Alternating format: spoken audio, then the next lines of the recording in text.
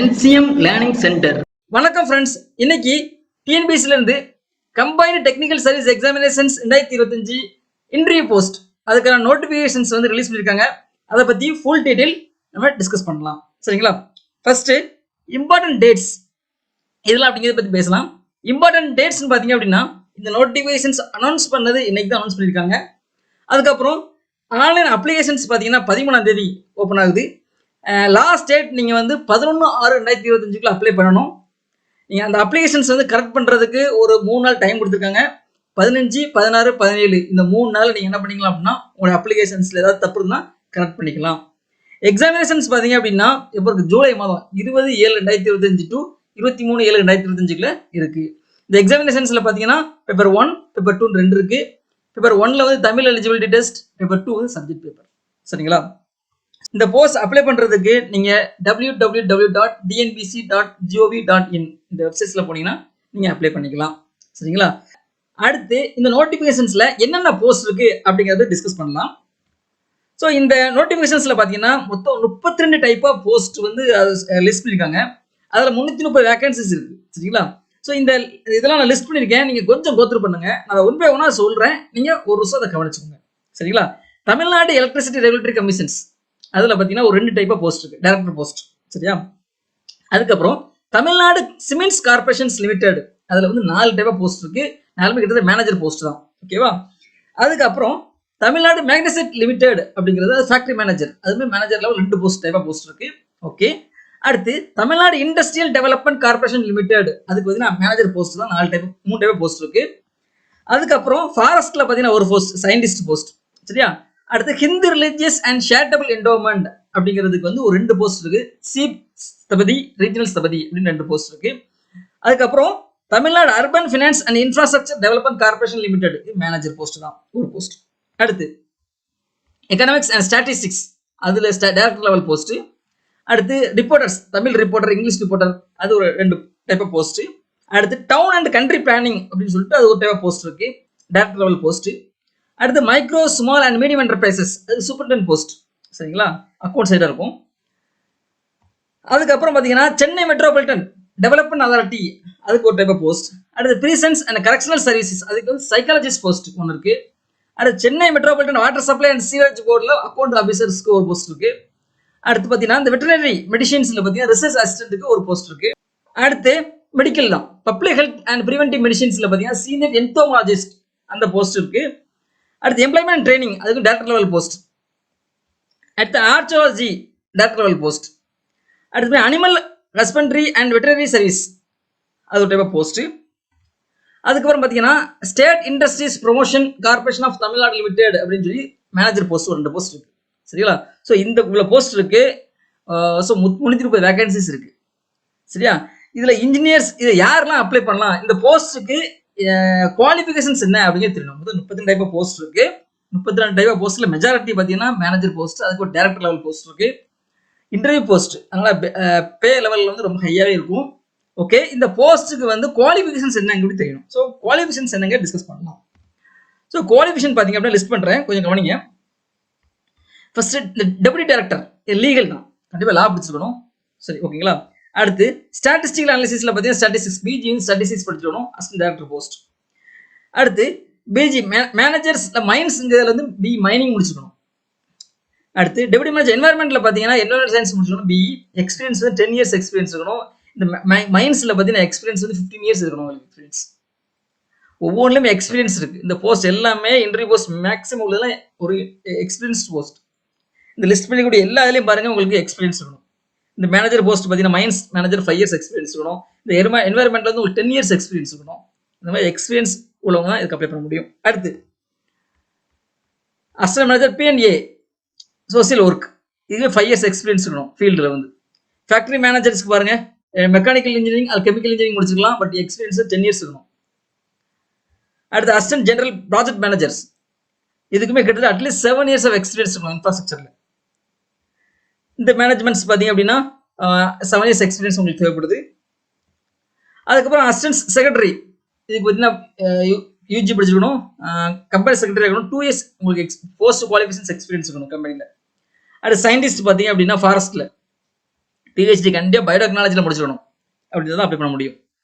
அடுத்து chief Sthapathi and regional Sthapathi.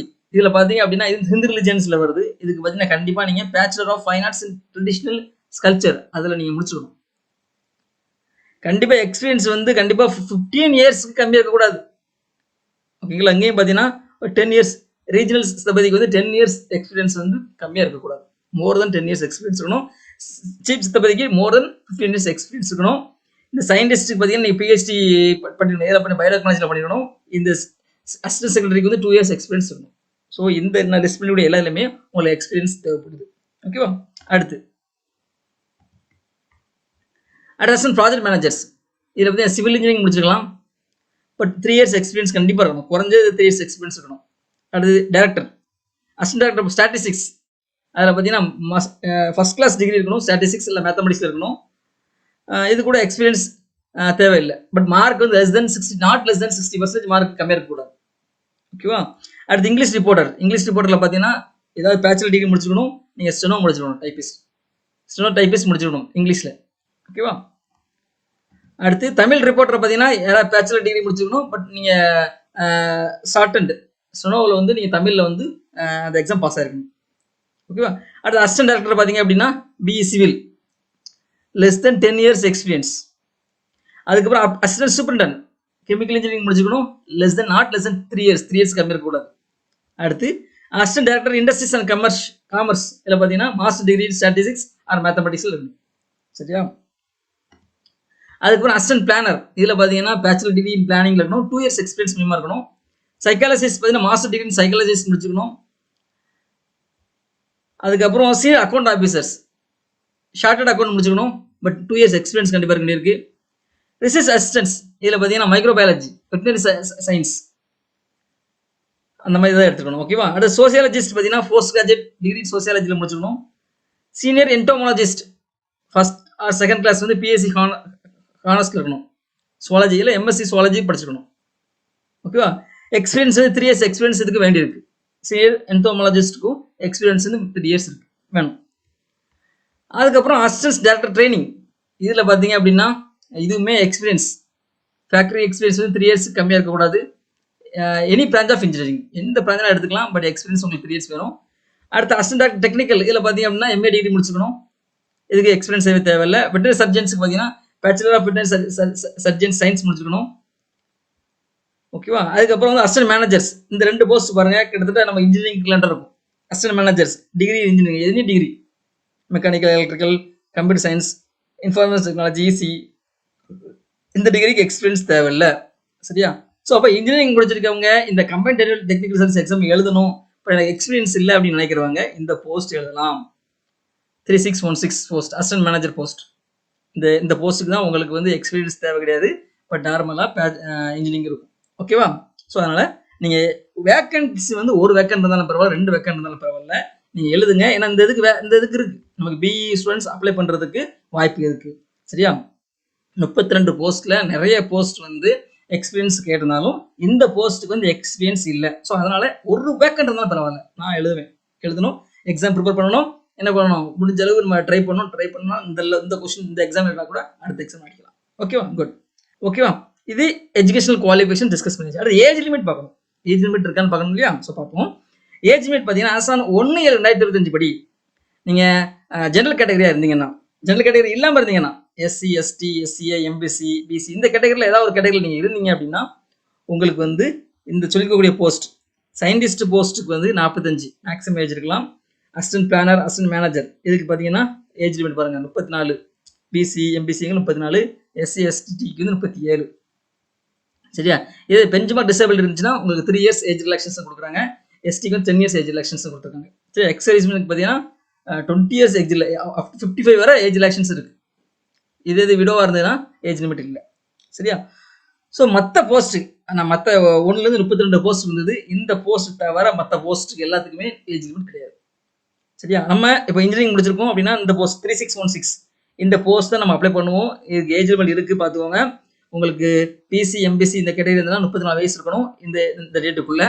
SC, SC, எஸ்டியாக இருந்தால் 37 வயசுக்குள்ள இருக்கணும். அப்படி இருக்கான்னு பாருங்கள். இருந்துச்சுன்னா கண்டிப்பாக அப்ளை பண்ணுங்க. ஓகேவா? ஜெனரல் கேட்டகரியா இருந்ததுன்னா நீங்க மற்ற எல்லா போஸ்ட்டுமே ஏஜ் லிமிட் வந்து 32 தான். இந்த போஸ்ட் தவிர இந்த 4 டைப் ஆஃப் போஸ்ட் தவிர மற்ற எல்லா போஸ்ட்டுமே ஏஜ் வந்து 32. ஓகேவா? புரிஞ்சுச்சா? ஏஜ் லிமிட் புரிஞ்சுச்சா? அதுக்கப்புறம் டிஸ்கஸ் பண்ணலாம். எக்ஸாம் பேட்டர்ன் எப்படி இருக்குன்னு பார்க்கலாம். எக்ஸாம் பேட்டர்ன் எல்லாரும் தெரிஞ்சதான். முன்னாடி கம்பெனி இன்ஜினியரிங் சர்வீஸ் எக்ஸாமினேஷன்ஸ் எழுதுறவங்களுக்கு தெரியும். பார்ட் 1 பேப்பர் 1 பார்த்தீங்கன்னா தமிழ் எலிஜிபிலிட்டி டெஸ்ட். இதில் பார்த்தீங்கன்னா சிலபஸ் வந்து அப்படியே குரூப் 4 சிலபஸ். குரூப் 4 சிலபஸ் அப்படியே வச்சிருக்காங்க. எஸ்எஸ்எல்சி ஸ்டாண்டர்ட் 100 கொஸ்டின்ஸ் இருக்கு. ஸோ நீங்கள் குரூப் 4 ப்ரிப்பேர் பண்ணீங்கன்னா இந்த மார்க் ஈஸியாக எடுத்துக்கலாம். ஓகேவா? அடுத்து பேப்பர் 1ல் பார்த்தீங்கன்னா பார்ட் பி ஜென்ரல் ஸ்டடீஸ்ன்னு இருக்கு. ஃபிசிக்ஸ் கெமிஸ்ட்ரி அந்த மாதிரி வரும். So 75 marks.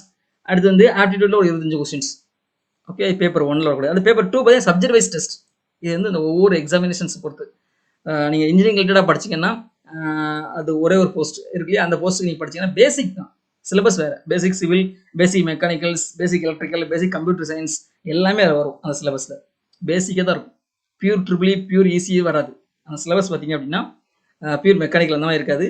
பேசிக் இன்ஜினியரிங் பார்க்கும்போது பேசிக்காக உள்ள சிவில், பேசிக்காக உள்ள மெக்கானிக்கல், பேசிக் உள்ள கம்ப்யூட்டர் சயின்ஸ், பேசிக்காக உள்ள ஈஸி கம்யூனிகேஷன்ஸ் அந்த மாதிரி எல்லாமே வரும். சரி, நீங்கள் அந்த பேசிக் எல்லாத்தையும் படித்தா மட்டும்தான் இதில் நல்லா ஸ்கோர் எடுக்க முடியும். ஓகேவா? அதுக்கப்புறம் மொத்தம் இந்த இதில் இந்த 400 மார்க் இந்த பேப்பர் 1ல் பார்ட் ஏ இருக்குது. அதை நீங்கள் அதில் மினிமம் மார்க் எடுத்தாலே போதும். பட் அதை மார்க்குக்கு கவுண்ட் பண்ண மாட்டாங்க. மற்ற எல்லாத்தையும் கவுண்ட் பண்ணுவாங்க. ஸோ 450 மார்க்ஸ் வரும். இன்டர்வியூக்கு வந்து ஒரு 60 மார்க்ஸ். ஸோ டோட்டலாக 510 மார்க்ஸ் இருக்குது. இதை வச்சு தான் ரேங்க் போடுவாங்க. இந்த ரேங்க் வச்சு நீங்கள் என்ன பண்ணலாம், அந்த வேக்கன்சிஸ் லிஸ்ட்டுக்குள்ளே நீங்கள் இருந்தீங்கன்னா உங்களுக்கு. அடுத்து பார்த்தீங்கன்னா பேப்பர் 2ல் வந்து இந்தந்த போஸ்ட்டுக்கு வந்து நீங்கள் இந்தந்த சப்ஜெக்ட் தான் எடுக்கணும் அப்படின்னு ஒரு லிஸ்ட் இருக்குது. அதை டிஸ்கஸ் பண்ணலாம். தெரிஞ்சுதான் நீங்கள் கொஞ்சம் அதை கோத்ரூ பண்ணுங்கள். நீங்கள் லீகல் அசிஸ்டன்ட் டைரக்டர் லீகலாக கண்டிப்பாக லா முடிச்சுக்கணும். ஸ்டாட்டிஸ்டிக்கலாக 36 மேனேஜர் இதில் பார்த்தீங்கன்னா மைன்ஸ் இருந்ததுன்னா மைனிங் கண்டிப்பாக முடிச்சுக்கணும். Environment science முடிச்சுக்கணும். அடுத்து பர்சனல் மேனேஜ்மெண்ட், ஃபேக்ட்ரி மேனேஜர் இருந்தால் கண்டிப்பாக கெமிக்கல் ஆர் மெக்கானிக்கல் இன்ஜினியரிங் முடிச்சுக்கணும். இதில் வந்து ஜென்ரல் மேனேஜர் இன்ஜினியரிங் பிஸ்னஸ் அட்மினிஸ்ட்ரேஷனில் இருக்கணும். அதுக்கப்புறம் சயின்டிஸ்ட்னா கண்டிப்பாக பயோடெக்னாலஜி. அதுக்கப்புறம் அந்த ஸ்தபதினா ட்ரெடிஷ்னல் ஆர்கிடெக்சர் அண்ட் ஸ்கல்ச்சர் அது படிச்சுக்கணும். ஸ்டாட்டிஸ்டிக்ஸ், பிளானிங்னா பிளானிங் அந்த மாதிரி. கெமிக்கல் இன்ஜினியரிங் அசிஸ்டன்ட் சூப்பரிண்டென்டென்ட் வந்து கெமிக்கல் இன்ஜினியரிங் அந்த மாதிரி. நீங்கள் அந்த போஸ்ட் தந்தாப்புல இந்த பேப்பர் எடுக்கணும், மாற்றி எடுக்க முடியாது. இந்த அசிஸ்டன்ட் டெபுட்டி டைரக்டர் லீகல் போஸ்ட்டுக்கு வந்து நான் இன்ஜினியரிங் சப்ஜெக்ட் எடுத்து அதை போக முடியாது. இந்த இது முடிச்சுக்கணும் கண்டிப்பாக. அதுக்கப்புறம் பார்த்தீங்க அப்படின்னா இங்கே சைக்காலஜிஸ்ட்டை கண்டிப்பாக சைக்காலஜிஸ்ட் முடிச்சுக்கணும். சோசியாலஜிஸ்ட்னா சோசியாலஜி முடிச்சுக்கணும். அதுக்கப்புறம் இந்த போஸ்ட் அசிஸ்டன்ட் மேனேஜர் 3616 இந்த போஸ்ட்டுக்கு பார்த்தீங்கன்னா நீங்கள் கம்ப்யூட்டர் சயின்ஸ் முடிச்சுக்கலாம், இன்ஃபர்மேஷன் டெக்னாலஜி முடிச்சுக்கலாம், எலக்ட்ரிக்கல் முடிக்கலாம், ஈஸி முடிச்சுக்கலாம், மெக்கானிக்கல் முடிச்சுக்கலாம். நீங்கள் எந்த டிகிரி பிஇ முடிச்சுக்கலாம். அவங்க வந்து 3616 போஸ்ட்டுக்கு வந்து எலிஜிபிள். நோட் பண்ணிக்கோங்க, 3616 இந்த போஸ்ட்டுக்கு பிஇ முடிச்சக்கூடிய எல்லாருமே எலிஜிபிள். எக்ஸ்பீரியன்ஸும் தேவையில்லை. ஓகேவா? அடுத்து பார்த்தீங்கன்னா சேலரி டீடைல்ஸ் என்னவா இருக்கும் அப்படின்னா, இது interview post, high level payment இருக்கும். பார்த்தீங்கன்னா இனிஷியல் பே 56,100 பேசிக் பே இருக்கும். பேசிக் பே மட்டும்தான் 56,100. அதுக்கப்புறம் டிஏ வரும். டிஏ கிட்டத்தட்ட இப்போ 55% தாண்டிடுச்சு. ஸோ 55% வரும்போது இதுலேருந்து பாதிக்கு மேலே வந்துடுச்சு. ஸோ கிட்டத்தட்ட உங்களுக்கு 28,000 போட்டோம்னா என்ன வரும்? 28,000 50,000 கிட்டத்தட்ட 84,000 90,000 உங்களுக்கு வந்துடும். எல்லா அலோனும் சேர்த்து பெஸ்ட் மாதம் சம்பளமே உங்களுக்கு 90,000 வந்துடும். சரிங்களா? மாதம் கூட உங்களுக்கு என்ன வரும்? 3% இன்க்ரிமெண்ட் கிடச்சிட்டே இருக்கும். எக்ஸாமினேஷன்ஸ் ஃபீ வந்து 200. ஓகேவா? ஸோ இந்த எக்ஸாமினேஷன்ஸுக்கு எலிஜிபிள் ஸ்டூடெண்ட்ஸ் எல்லாருமே நீங்கள் என்ன பண்ண அப்ளை பண்ணுங்கள். உங்களுக்கு எலிஜிபிள் இல்லட்டா கூட உங்கள் ஃப்ரெண்ட்ஸ், உங்கள் சொந்தக்காரங்க ஏதாவது தெரிஞ்சிருந்தாங்கன்னா அவங்களுக்கு எலிஜிபிலிட்டி இருக்கான்னு பாருங்கள். இருந்துச்சுன்னா அவங்க அப்ளை பண்ண சொல்லுங்கள். வேக்கன்சிஸ் பற்றி ஒரி பண்ண தேவையில்லை. ஏன்னா டிஎன்பிசி எக்ஸாமினேஷன்ஸை பொறுத்தவரையில் வேக்கன்சிஸ் வந்து நோட்டிஃபிகேஷன்ஸ் ரிலீஸ் பண்ண பிறகு வேக்கன்சியை கூட்டுவாங்க. புது போஸ்ட்டோட கொண்டு வருவாங்க. இன்ஜினியரிங் ரிலேட்டடாக ஏதாவது போஸ்ட் கூட உள்ளே கொண்டு வரலாம். ஸோ அதனால் நீங்கள் இந்த வேக்கன்சி அந்த போஸ்ட் பற்றி நீங்கள் பார்க்காதீங்க. நமக்கு எலிஜிபிள் இருக்கா, ஏதாவது ஒரு போஸ்ட்டுக்கு எலிஜிபிள் இருக்கா எழுதுங்க. சரிங்களா? ஏன்னா இந்த நோட்டிஃபிகேஷன் வந்து எக்ஸாம் எழுதின பிறகு அடிஷ்னலான போஸ்ட் வரலாம், அடிஷ்னலான வேக்கன்சிஸ் வரலாம். வந்துச்சுன்னா உங்களுக்கு ஓகேங்களா? ஸோ அதனால் இந்த எக்ஸாம் அப்ளை பண்ணுங்கள், நல்லா ப்ரிப்பேர் பண்ணுங்கள், எக்ஸாமினேஷன் நல்லா ஸ்கோர் எடுக்க ட்ரை பண்ணுங்க. ஓகேங்களா? குட். இந்த ரெக்ரூட்மெண்ட் டீடைல்ஸ் வந்து நம்ம டிஸ்கஸ் பண்ணதை விட அதிகமாக வேணும் அப்படின்னா இதனுடைய நோட்டிஃபிகேஷன்ஸோட பிடிஎஃப் வந்து இந்த வீடியோடைய டிஸ்கிரிப்ஷன் பாக்ஸில் லிங்கை கொடுத்துருக்கேன். நீங்கள் அதை ஓப்பன் பண்ணி பார்த்துக்கலாம். ஓகேங்களா? அதை தாண்டி உங்களுக்கு டவுட் இருந்தால் இந்த வீடியோட கமெண்ட் பாக்ஸில் உங்கள் டவுட்டை போஸ்ட் பண்ணுங்கள். உங்களுக்கு நான் கிளாரிஃபிகேஷன்ஸ் உடனே கொடுக்குறேன். ஓகேங்களா? Okay, good. Thank you. Thanks for watching. Click the subscribe button and hit the bell icon for notification. Like, comment and share.